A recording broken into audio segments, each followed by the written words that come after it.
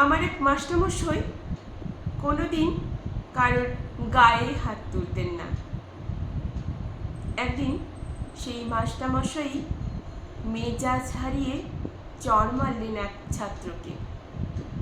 আবার স্কুল ছুটির পরে সেই ছাত্রকে সাথে নিয়ে গিয়ে মিষ্টির দোকানে মিষ্টি খাইয়ে আসলেন। মনে পড়ছে আরও একজনের কথা। তিনি তার বাড়িতে কয়েকটা এক্সট্রা ছাতা রাখতেন। বৃষ্টির দিনে সকল ছাত্রছাত্রীদের ডেকে ডেকে জিজ্ঞেস করতেন, হ্যাঁ রে, ছাতা এনেছিস তো? জানি তোদের বৃষ্টিতে ভিজতে খুব ভালো লাগে, কিন্তু সময়টা ভালো না, ঠান্ডা লেগে অসুখ করবে। যা, যারা ছাতা আনিসনি নিয়ে যা, আর হ্যাঁ, পরদিন মনে করে অবশ্যই ছাতাটা ফেরত আনবি। সিলেবাসের মধ্যে এবং সিলেবাসের বাইরে অনেক কিছু শেখার সময় এক মুহূর্তের জন্য কোনোদিন মনে হয়নি এটা তাদের জীবিকা।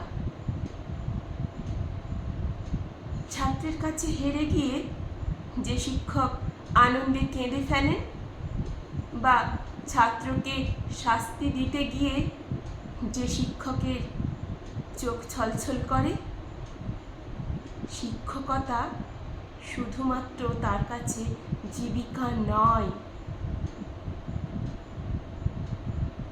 সিলেবাসের মধ্যে এবং সিলেবাসের বাইরে যতজন মানুষের কাছে যা কিছু শিখেছি আমি, সকলকে জানাই আমার আনত প্রণাম। আর যেটা শিখে উঠতে পারিনি, সেই দায়ভার শুধুমাত্র আমার।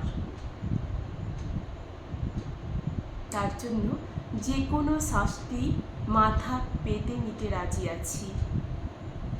শুধু একটাই অনুরোধ,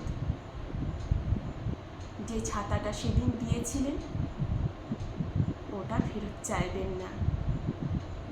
ওই ছাতাটার আজও বড্ড দরকার, সময়ে অসময়ে।